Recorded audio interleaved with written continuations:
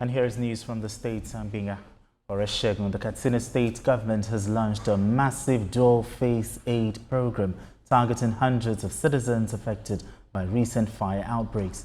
The initiative will see relief materials distributed to 500 people, while direct financial aid has been disbursed to 156 identified victims across all 34 local government areas.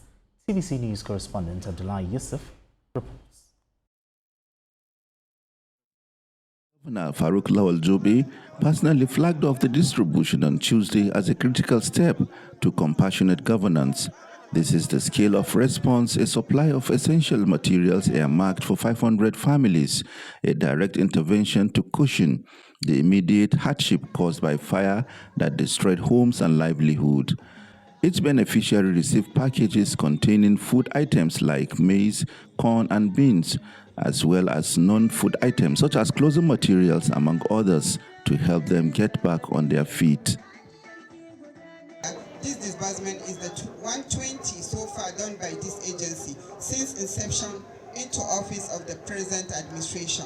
At this junction, I wish to call on people across the state to be exemplary caution with fire, especially as the Hamatan season approaches. But recognizing that some losses require more than material support, the government also initiated a direct cash transfer component. 156 individuals who were identified as having suffered the most severe losses are receiving financial disbursement.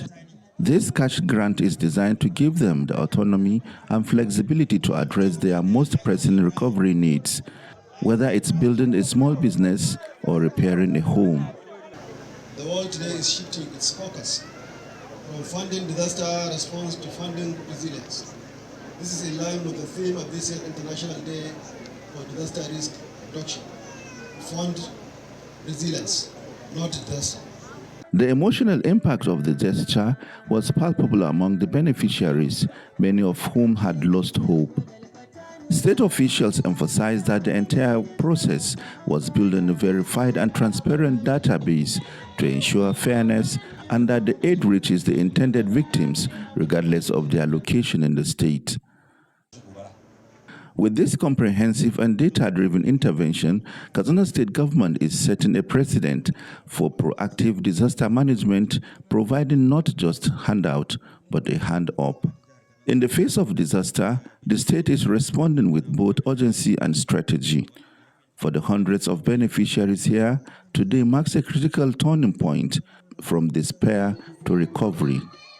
Abdullah Yusuf, TVC News, Katsina. For more on this development, reporter Abdullah Yusuf joins me now. For the hundreds of beneficiaries here, looking at it, for the hundreds of beneficiaries here, today marks a critical turning point from despair to recovery. But talk to me, how did the government determine the number of beneficiaries? 500 for relief materials, 156 for financial aid, and what criteria guided this selection? Generally, the target has been the most vulnerable, the most affected in the communities. And that is why the process of screening begins from the immediate communities these victims belong. The state government has been able to put in place what they call the ward level committees, and there are emergency response committees as well. So together they come and they assess whatever happens and they keep record of the happenings. For periods like this, whenever any intervention comes, they use those records to identify the most vulnerable victims, and they forward it to the local government committees. And afterwards, the state now takes over, and this is how the victims are arrived at. So the state emergency management committee is available always to keep record of this, and based on the records they have taken over time, they use it to identify these victims. You can see from the visuals on the television, most of the victims are widows and some are orphans, and the 5 victims are those who totally lost their homes. So it is based on the scale of the enormity of the problem they have. That is how the state is arriving at the list that were mentioned. And also, did you encounter any complaints or concerns from residents who felt excluded or misrepresented in the beneficiary list? Based on the criteria put in place, it has minimized the problem of complaints because everybody whose complaint has been taken earlier on knows obviously he will get, if not in this period, maybe in the subsequent assistance that will come. So people are very hopeful and they believe in the system, and that is why the complaints are less.